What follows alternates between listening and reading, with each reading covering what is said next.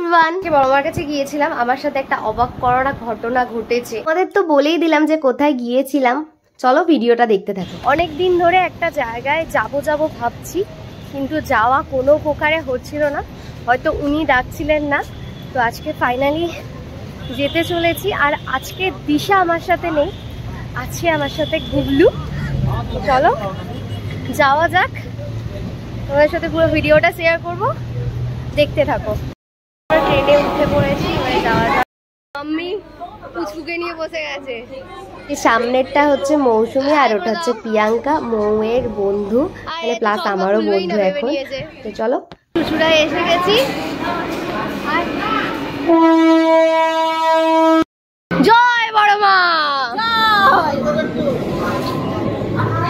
Train থেকে নেবেই আগে পুজো দেওয়ার জন্য এখান থেকে ফল নিয়ে নিচ্ছি। আর আগে দেখো কি হয় আমাদের সাথে। কেন লঞ্চ ঘাট বন্ধ? কেন কেন বন্ধ? হয়ে গেল মানে বড় মা আমাদের পরীক্ষা নিচ্ছে, তাই তো মো? পরীক্ষা মানে কারণ আমরা ভেবেছিলাম চুচুড়ায় নেবে, লঞ্চে করে যাবো, তাই তো? কিন্তু আবার ট্রেনেই যেতে হবে। এসে গেছে 10:15 তো আমরা ছেড়ে দিলাম।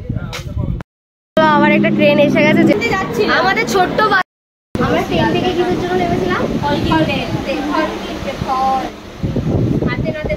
আশা করি তোমরা ব্যাপারটা বুঝতেই পারলে কি হলো, কিন্তু এখানে আমি ব্যাপারটা বুঝতে পারলাম না। এই দাদাভাই কেন আমার ক্যামেরার দিকে তাকাতে তাকাতে গেল। তো চলো এবারে সামনের দিকে যাওয়া যাক। আর এদিকে মৌ সব জিজ্ঞাসা করছে। 4 নম্বর প্ল্যাটফর্মে যেতে হবে নৈহাটির জন্য, তাই তো? ওখান থেকে কটা?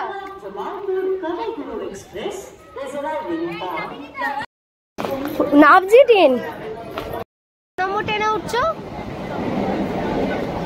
হাই 3 তো 3 নম্বর ট্রেন।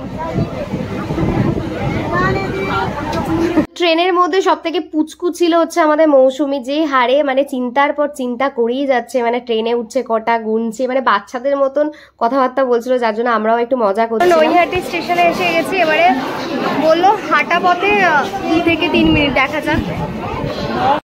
প্রচন্ড পরিমাণে ভিড়।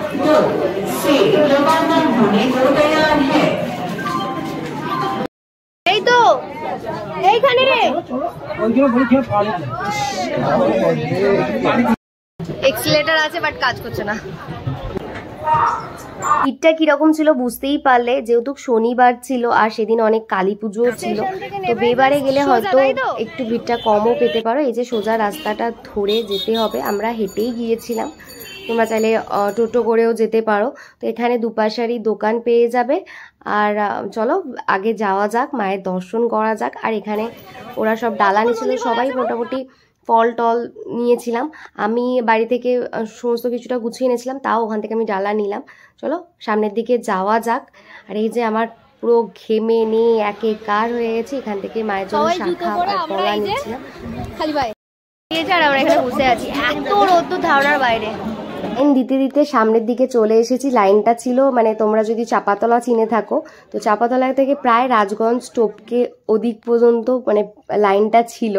তো এখানে আমি পিকচারগুলো দেখছিলাম, আর তারপরে তো আমি একটা বড় পিকচার নিয়েছিলাম।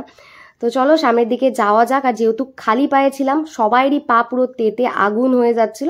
চলো মন্দিরে ঢোকা যাক। এই যে মায়ের মূর্তি দেখে আমি তো বেশ মুগ্ধ হয়ে গেছি। আর এখানে ভিড়টা দেখো, জাস্ট হয়ে গেছে, যেতে হবে। এবারে এত সুন্দরভাবে কমপ্লিট হয়ে গেছে, এবারে তো নিজেদের পেটটাও পুজো করতে হবে।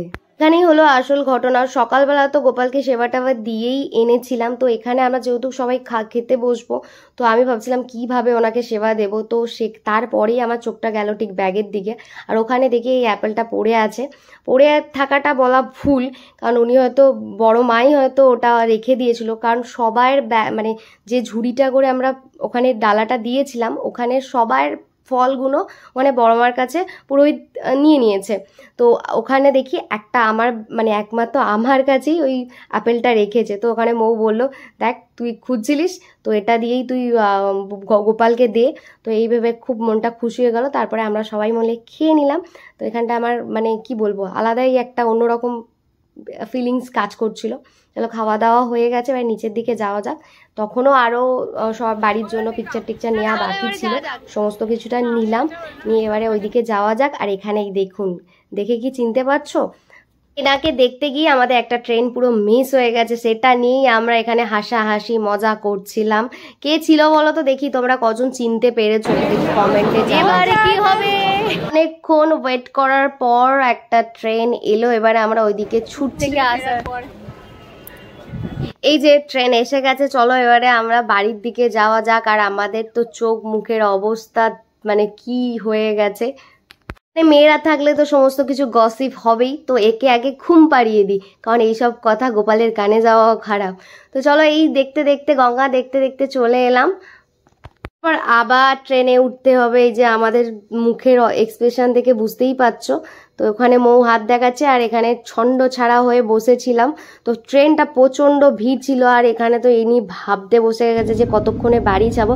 অলরেডি আধা ঘন্টার উপর লেট। অনেকক্ষণ তো দাঁড়িয়ে আছে বলো, আধা ঘন্টা হয়ে গেল না? এখানে গপু ছিল বলেই একমাত্র আমার সময়টা কেটে গেছে, কারণ আমার ফোনে তো চার্জ ছিলই না, যেটুকুনি ছিল গপুর সাথে রিলস বানাতে বানাতে শেষ হয়ে গেছে। তারপরে ভাবছিলাম যে কতক্ষণে বাড়ি যাব, আর এই জন্য ঠিক আমি কোনো জায়গায় বাস ট্রেন এইসবে করে যাই না, অন্তত বাইক নিয়েই চলে যাই। তো চলো এবারে আমরা হাওড়ায় এসে গেছি। চলো বাড়ি এসে গেছি, ফোনে একটুও চার্জ ছিল না, তাই ভিডিওটা আর কন্টিনিউ করতে পারিনি। তো ভিডিওটা লাস্টে বাড়িতে এসে শেষ করছি। তো ভিডিওটা কীরকম লাগলো অবশ্যই জানিও, আর ভালো লাগলে একটা লাইক করে দিও। দেখা হচ্ছে আমার অন্য কোনো ভিডিওতে, ততক্ষণ টাটা।